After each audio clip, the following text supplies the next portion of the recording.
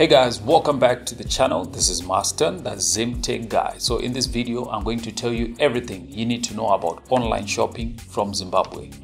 Now, this video is intended for those who haven't even done any online shopping in the past, and even if you've done, maybe you'll learn a thing or two, so stick around. So the first thing that you need if you're going to start online shopping from Zimbabwe is obviously a Visa or MasterCard. You can go to your local bank. There are a few who provide those. Some are linked to an account and some are actually prepaid. I actually use a prepaid one. I'm not going to mention the bank because they're not paying me.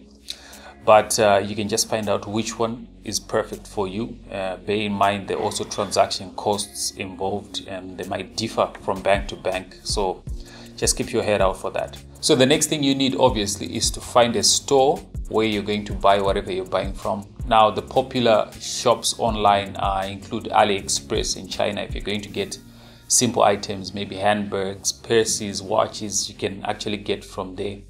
The beauty about AliExpress is that they already ship to Zimbabwe, so you don't have problems. They free shipping, which comes through the post office. They also have small packets shipping where you just pay a small fee and it comes through the post office. You can also utilize DHL as well for certain items. You can actually utilize that. Then when it comes maybe to the Western side of things, Western countries, there's eBay. Obviously, you can try getting from eBay. There's Amazon. But most sellers on those platforms, they do not ship to Zimbabwe. So you actually need to be searching. Personally, I wouldn't advise you to utilize eBay or Amazon if you're going to get some things.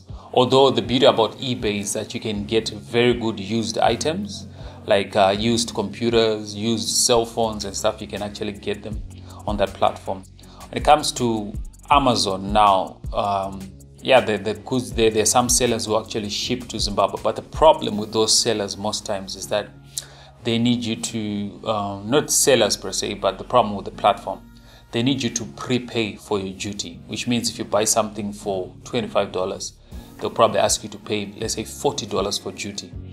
Even though if that thing had landed in the country, you probably pay for it using local currency. So in the end, you end up paying more for your products. So those platforms are good, especially for electronics and stuff. But there are other stores, if you just keep searching online, which allow you to do that. So let's say you finally identified the product that you want to purchase. Here are a few things that you need to be wary of. It's not only about the cost of the product. It's also about the shipping costs that you incur, including insurance. So when your product lands in Zimbabwe, they will calculate the total cost of the product and how you shipped it, including insurance. Just bear that in mind. And on top of that, they'll also calculate VAT. So something that you thought maybe was actually cheaper that side might turn out to be very expensive when you factor in those duties. So just be wary of that. Now there's a website that I use called Zim Duty Calculator. I'll leave a comment down below. You can check it out.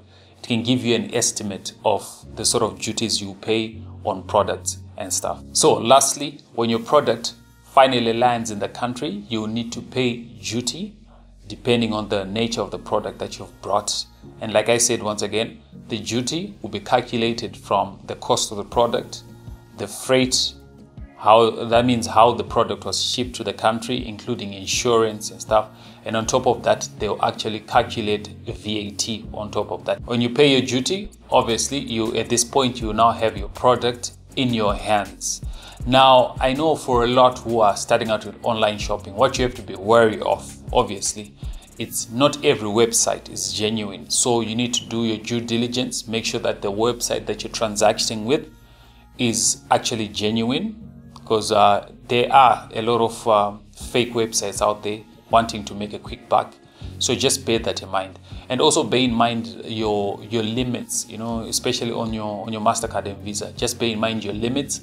Some banks, there was a time when the bank I was using was saying you cannot transact more than $2,000 a month. So maybe you want to buy a camera for $3,000. That means you won't be able to do that. So for that, you need to go and talk to your bank. Yeah, so that's been it. If this video was helpful, please give it a thumbs up. If you have any questions regarding online shopping from Zimbabwe, just leave them down below. Otherwise, see you in the next video.